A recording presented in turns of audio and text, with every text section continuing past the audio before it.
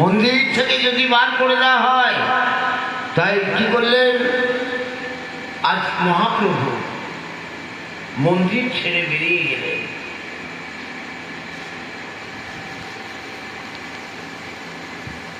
আজ গৌরাঙ্গ মহাপ্রভু মন্দির থেকে কোথায় গেলেন?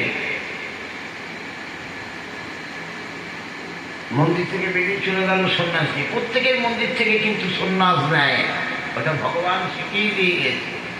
ভগবান যে সন্ন্যাস দিয়েছে বলে তা নয়, সন্ন্যাসটা প্রত্যেকের হবে, আপনারও হবে। আপনিও একদিন সন্ন্যাস ধর্ম গ্রহণ করে বাড়ি থেকে চলে যাবেন, তাই হচ্ছে সন্ন্যাস। ওই যে গানটা শোনেননি,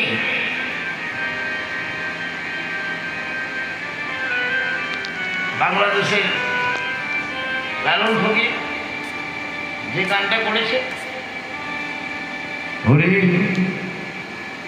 খাঁচার ভিতর অচিন পাখি কেমনে আসে যায়,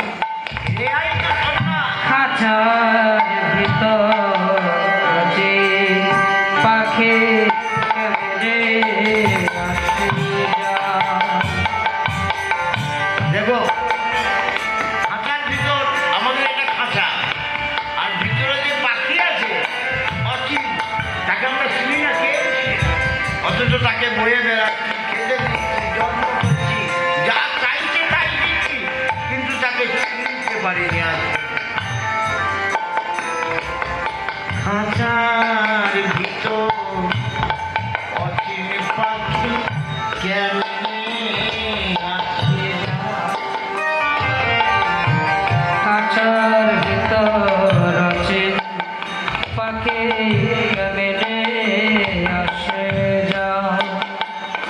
তারে ধরতে পারলে মন গেলি, তারে ধরিতে পারলে মন বেড়ে, ধরিতে পারলে মন বেড়ে।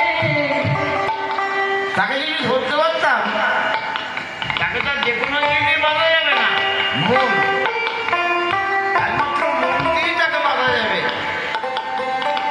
তারে